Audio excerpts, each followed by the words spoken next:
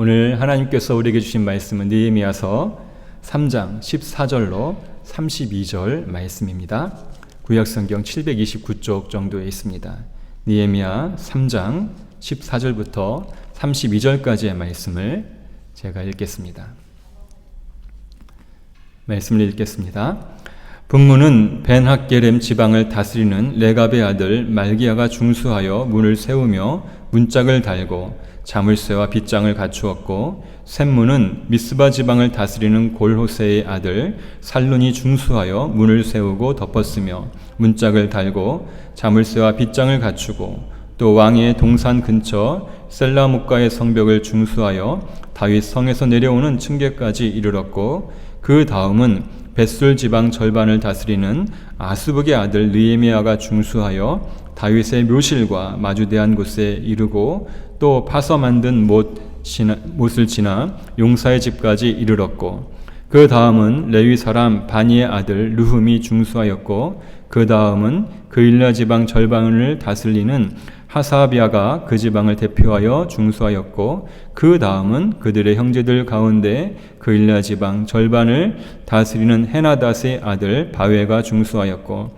그 다음은 미스바를 다스리는 예수아의 아들 에셀이 한 부분을 중수하여 성 구비에 있는 군기고 맞은편까지 이르렀고, 그 다음은 삽배의 아들 바룩이 한 부분을 힘써 중수하여 성 구비에서부터 대제사장 엘리야십의 집 문에 이르렀고, 그 다음은 학고스의 손자 우리아의 아들 무레못이 한 부분을 중수하여 엘리야십의 집 문에서부터 엘리야십의 집 모퉁이에 이르렀고, 그 다음은 평지에 사는 제사장들이 중수하였고, 그 다음은 베냐민과 학습이 자기 집 맞은편 부분을 중수하였고, 그 다음은 아나냐의 손자 마아세야의 아들 아사랴가 자기 집에서 가까운 부분을 중수하였고, 그 다음은 헤나닷의 아들 빈누이가 한 부분을 중수하되 아사랴의 집에서부터 성 구비를 지나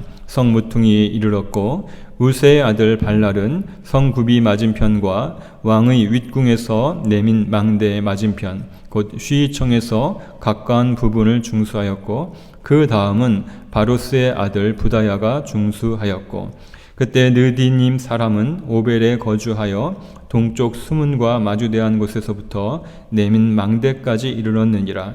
그 다음은 드고와 사람들이 한 부분을 중수하여 내민 큰 망대와 마주대한 곳에서부터 오벨 성벽까지 이르렀느니라. 마문 위로부터는 제사장들이 각각 자기 집과 마주대한 부분을 중수하였고, 그 다음은 임멜의 아들 사독이 자기 집과 마주대한 부분을 중수하였고, 그 다음은 동문지기 스가냐의 아들 스마야가 중수하였고, 그 다음은 슬레미아의 아들 하나냐와 살랍의 여섯째 아들 하눈이 한 부분을 중수하였고, 그 다음은 베레게의 아들 무술람이 자기의 방과 마주대한 부분을 중수하였고, 그 다음은 금장색 말기야가 한밑간 문과 마주대한 문을 중수하여 느디님 사람과 상인들의 집에서부터 성무퉁이 성루에 이르렀고, 성무퉁이 성루에서 양문까지는 금장색과 상인들이 중수하였느니라. 아멘. 느헤미야서 3장 1절로 14절부터 32절의 말씀이 오늘 우리에게 주시는 하나님의 말씀입니다. 우리 가슴에 손을 얹고 우리 자신을 축복하는 시간을 갖도록 하겠습니다. 저와 함께 하겠습니다.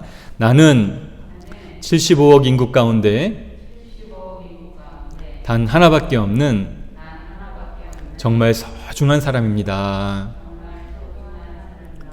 한 번 더 하겠습니다. 하나님은 이 세상 그 무엇보다 나를 사랑하십니다.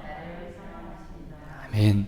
하나님께서 우리를 존귀하게 여기시고 우리를 사랑하여 주시는 줄 믿습니다. 여러분들이 계신 곳에서 함께 하나님의 임재하심 가운데 하나님 기뻐하시는 예배를 드릴 수 있게 되기를 바랍니다. 한 주간 동안 수고하고 또 힘써 살아온 우리들을 위로하고 격려하는 시간입니다. 이 시간에는 자기의 이름을 넣어서 아무개야 잘했어 집에 계신 분들도 한 주간 동안 우리 자신을 칭찬하며 잘했어, 잘했어 이렇게 한번 해주시기를 바랍니다. 시작. 경서봐, 잘했어, 잘했어. 아멘.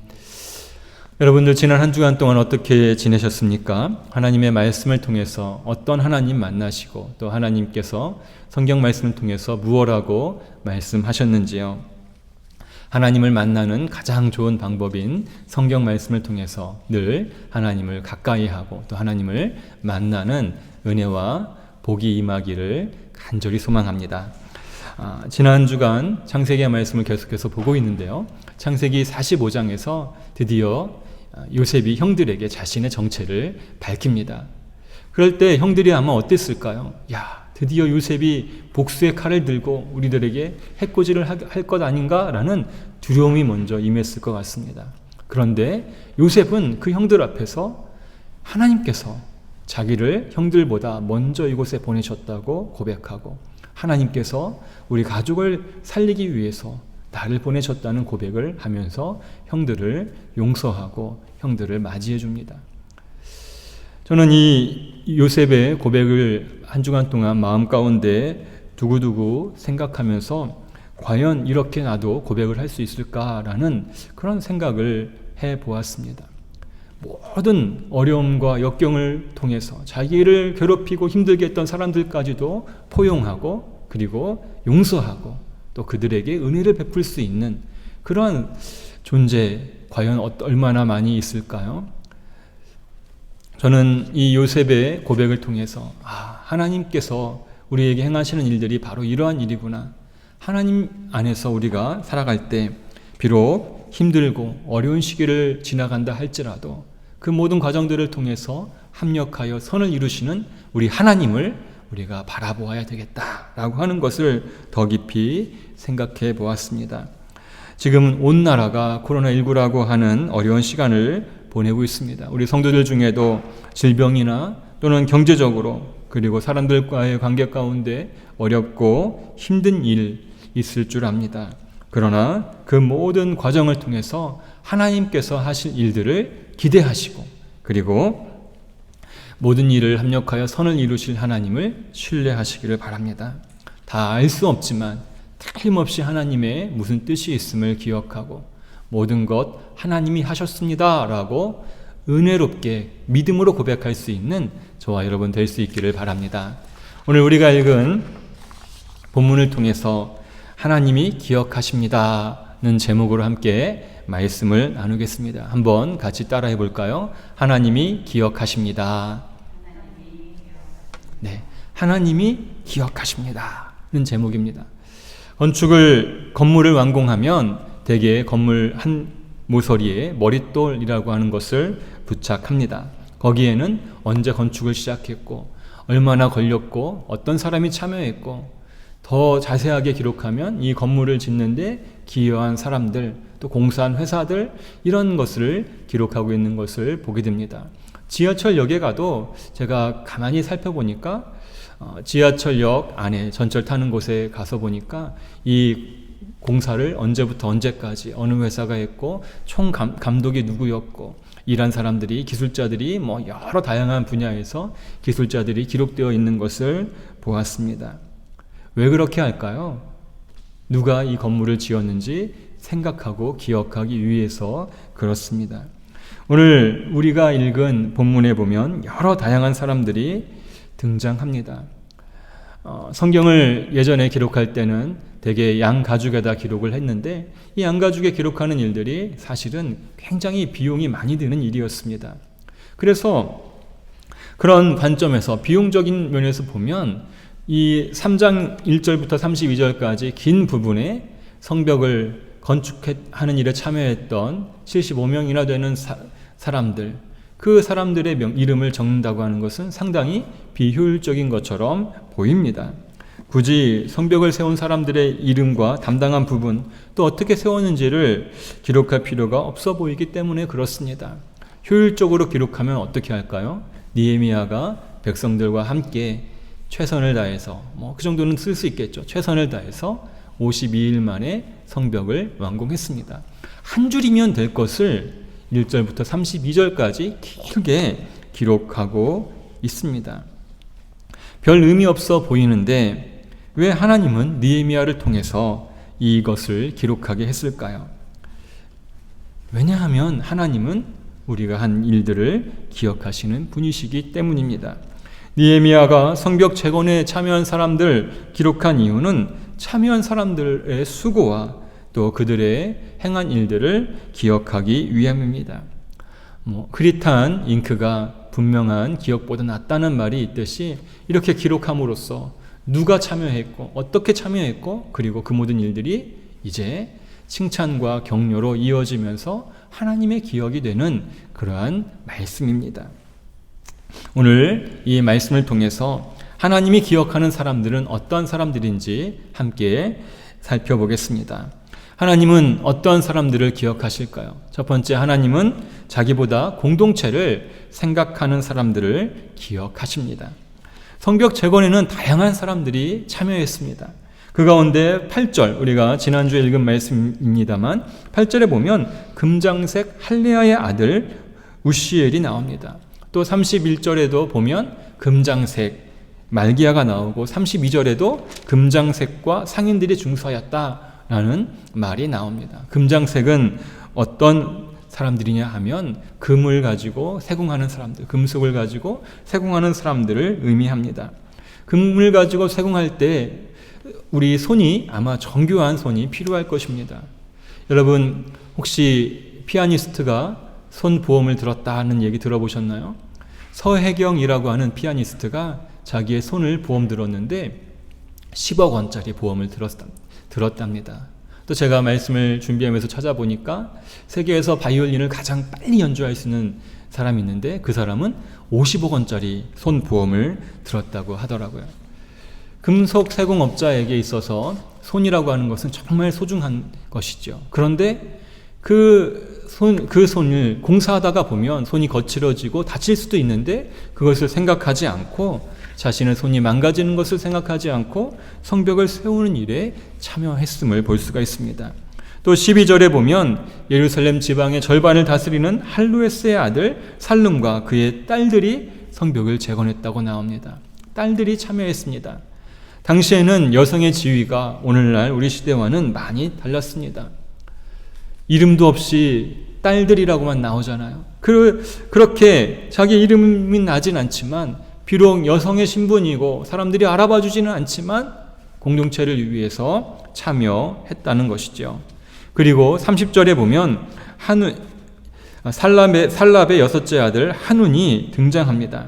한운의 형들은 어떻게 되었는지 본문에는 나오지 않습니다. 한운의 아들, 살랍의 아들 한운이 6번째라는 것은 그의 형이 5명이나 있었다는 뜻이겠지요. 대개 형들이 막내보다는 키가 크고 힘이 좋았을 텐데 그들은 어떻게 되었는지 나오지 않고 6번째인 한운이 참여했다라고 하는 것은 비록 막내였지만 비록 힘이 없는 그런 위치에 있었지만 그런 처지였지만 형들을 대신하여 성벽에 참여했다라는 것을 알 수가 있습니다. 하나님은 이렇게 자기들보다 공동체를 먼저 생각하고 자기 몸을 아끼지 않고 신분을 생각하지 않는 그러한 사람들, 생각하지 않고 하나님의 일에 참여한 사람을 기억하십니다. 오늘날 이 시대에도 동일하게 하나님이 기억하시는 사람들이 있습니다. 그것은 자기보다, 자기의 이익보다, 유익보다 하나님의 나라와 교회를 먼저 생각하고 하나님을 위하여서 헌신하는 사람들입니다. 자기를 우선하지 않고 하나님의 나라와 의를 구하며 하나님을 위해 살아가는 그 사람, 주님의 몸된 교회 공동체를 위하여 헌신하는 그 사람을 하나님께서 기억하십니다. 저와 여러분이 공동체를 위해 헌신하며 섬기는 하나님이 기억하는 사람이 되시기를 주님의 이름으로 축복합니다. 두 번째로 하나님이 기억하시는 사람은 열심히 끝까지 헌신한 사람을 하나님께서 기억하십니다. 9절에 보면 르바야라고 하는 사람이 나오는데요. 르바야는 예루살렘의 절반을 다스리는 권력가 집안임에도 불구하고 앞장서서 성벽을 쌓았습니다. 또 17절에 보면 레위 사람 바니의 아들 르흡이 나오는데 르흡은 레위 사람, 즉 제사장의 일을 하면서 동시에 시간을 쪼개서 성벽 세우는 일에 참여를 했습니다. 20절에 보면 삽배의 아들 바룩이 나오는데요. 거기에는 다른 데 비해서 한 단어가 더 나오는데 20절 그 다음은 삽배의 아들 바룩이 한 부분을 힘써 중수하였다라고 나옵니다. 힘써라고 하는 말은 세번역 성경을 보니까 열심히라는 뜻으로 열심히라고 하는 단어로 나오고 있습니다.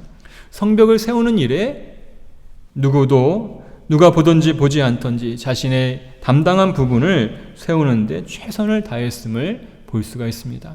또 15절에 보면 살룬이 샘문을 중수하는데 거기에 보면 문을 세우고 덮었으며 문짝을 달고 자물쇠와 빗장을 갖추고 라고 하는 말씀이 나옵니다. 이 말씀은 성벽을 세우는 데 있어서 문을 그냥 문틀만 달면 안 되지 않습니까? 문짝도 달고 자물쇠와 빗장까지 걸어야 그 문이 온전한 기능을 하게 되는 것이죠. 그렇게 열심히 그리고 끝까지 성문을 완성하고 성벽을 세웠음을 볼 수가 있습니다. 대강하지 않고 끝까지 열심히 최선을 다하여 성벽을 건축한 사람들을 하나님께서 기억하십니다. 어느 건축회사 사장이 평생 동안 자기 직장에서 일하고 이제 은퇴를 얼마 남지 않은 정년퇴직을 얼마 남지 않은 사람에게 마지막으로 건물을 하나 지어달라고 부탁을 했습니다. 재료비를 아끼지 말고 지으라고 당부를 했지요. 그런데 그 사람이 이제 정년도 얼마 남지 않았는데 퇴직도 얼마 남지 않았는데 건물을 지으라고 하니까 왜 마지막까지 일을 시키느냐 하고 집을 대강 지었답니다. 근데 놀랍게도 그 집을 완공한 후에 그 건축회사 사장이 그 사람이 마지막 지은 집 평생의 노력의 역작이다 그러면서 집에 열쇠를 주면서 수고했다고 선물로 주었대죠. 그 사람이 어땠을까요? 아마 기왕 집을 지을 것이면 마지막까지 최선을 다해 지을 걸 하고 후회하였겠지요. 하나님은 열심히 끝까지 헌신한 성도들을 기억하십니다. 신앙생활은 종종 마라톤 경주에 비교합니다.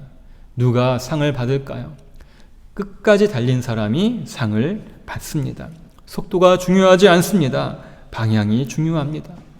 우리를 부르신 부르심의 상을 따라 표대를 향하여 한 걸음 한 걸음 멈추지 않고 가는 것, 그것이 바로 신앙입니다.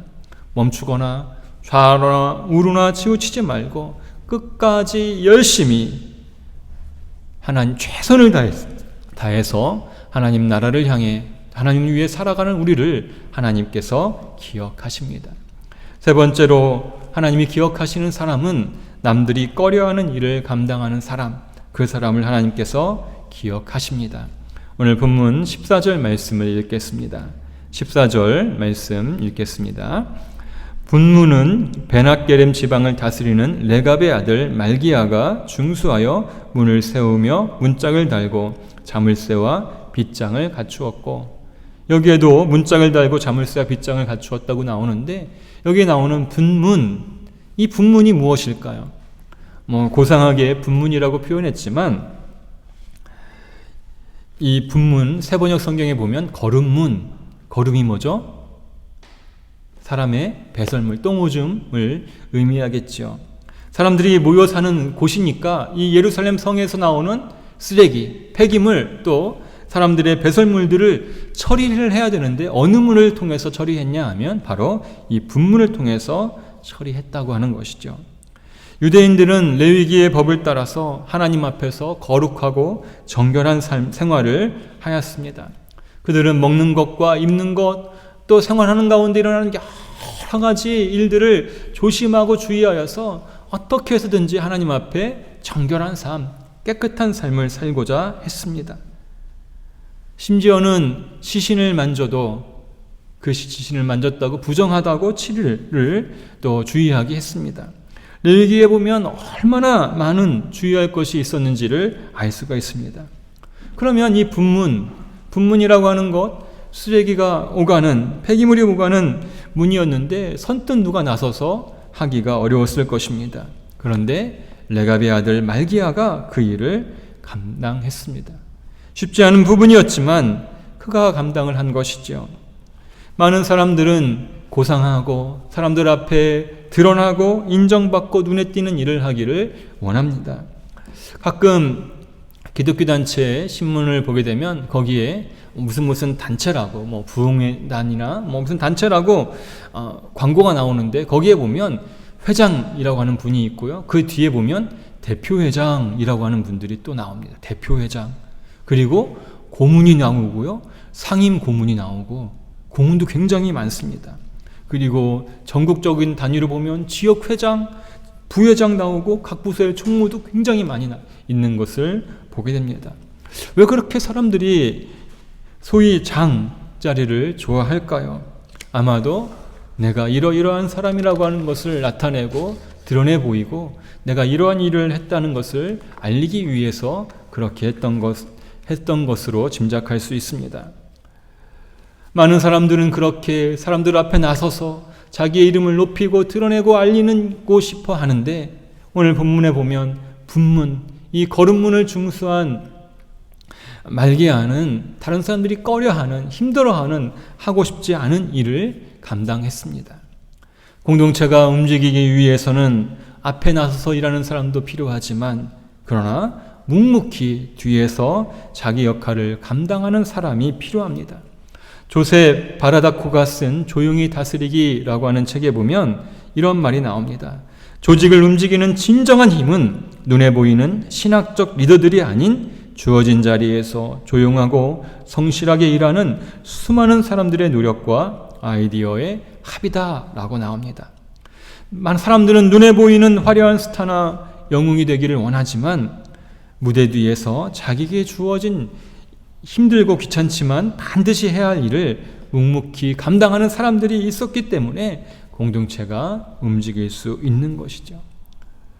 사도 바울도 고린도전서 12장에서 교회 공동체를 몸에 비유합니다.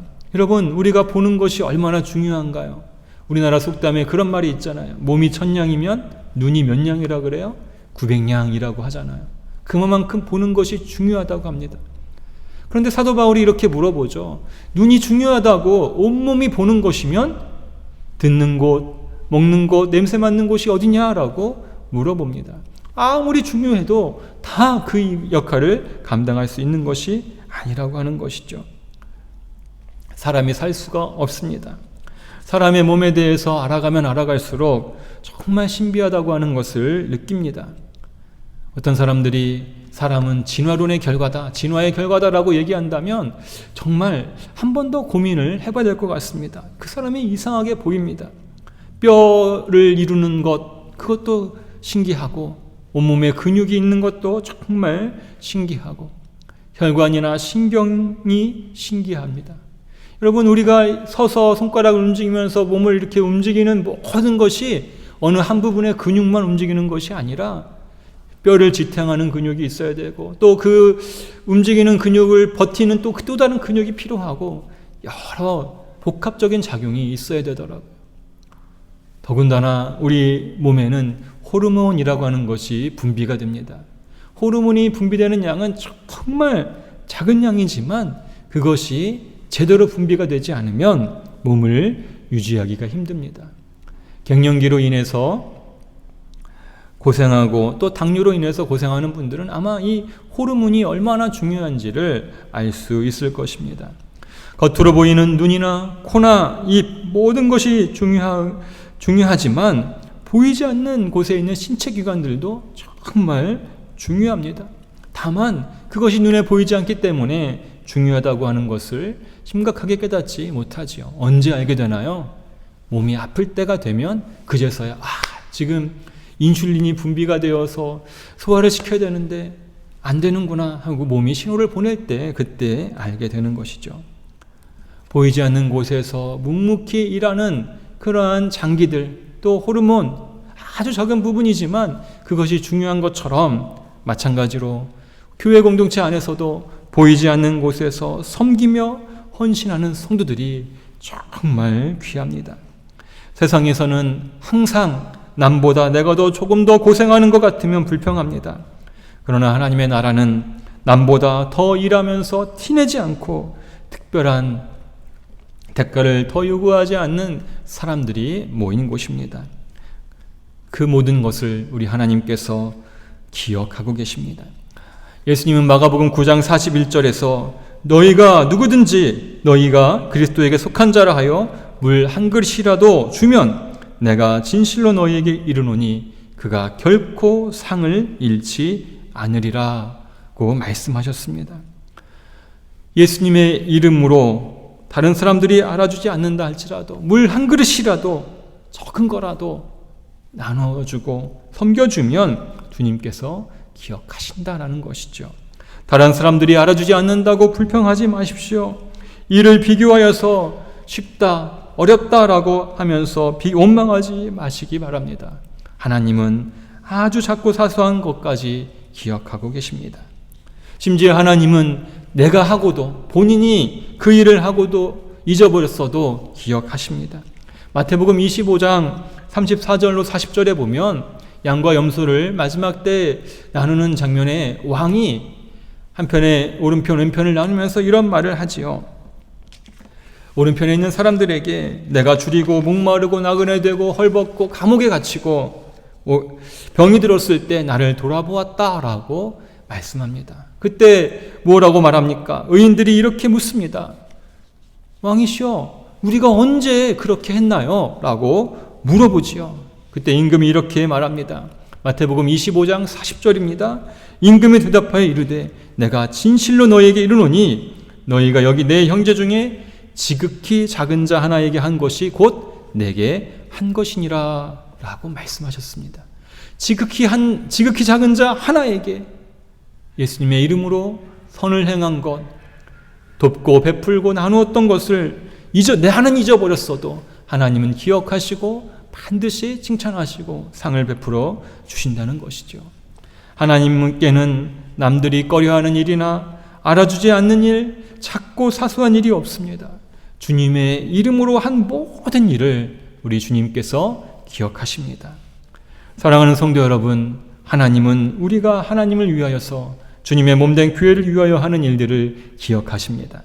하나님의 나라와 교회는 우리가 불렀던 323장 찬양의 가사처럼 이름 없이 빛도 없이 섬기는 성도들을 통해서 세워지고 확장되어 갑니다. 하나님은 우리가 있는 곳에서 하나님을 위해 주님의 몸된 교회를 위해 이름 없이 빛도 없이 섬긴다 할지라도 그것을 기억하고 계십니다. 주님이 기억하시면 만족하고 내가 있는 그곳에서 하나님이 기억하시는 자로 살아갈 수 있게 되기를 바랍니다. 하나님은 하나님의 나라와 영광을 위해 살아가는 자들의 이름을 영원히 기억하시고 그들에게 상급을 베풀어 주십니다. 혹시 교회를 섬기는 일을 알아주지 않는다고 섭섭해하지 마십시오. 소위 섭섭막이라는 것이 있지요. 그것을 조심하시기 바랍니다. 다른 사람들에게 보이기 위해 한 일이라면 이미 그 자체로 보상을 받은 것입니다. 하나님은 우리가 믿음으로 행한 일들을 기억하고 계십니다. 그래서 히브리서 11장에도 믿음으로 산 사람들의 이름을 하나하나 열거하면서 기억하시는 것처럼 바로 오늘 우리가 하나님 안에서 믿음으로 행한 모든 일들을 기억하시고 우리를 영원토록 기억하시며 우리를 칭찬하시고 그리고 상을 베풀어 주심을 믿으시기를 바랍니다.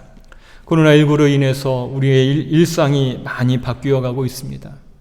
그러나 하나님을 향한 우리의 믿음과 하나님의 나라를 향한 소망을 버리지 마십시오.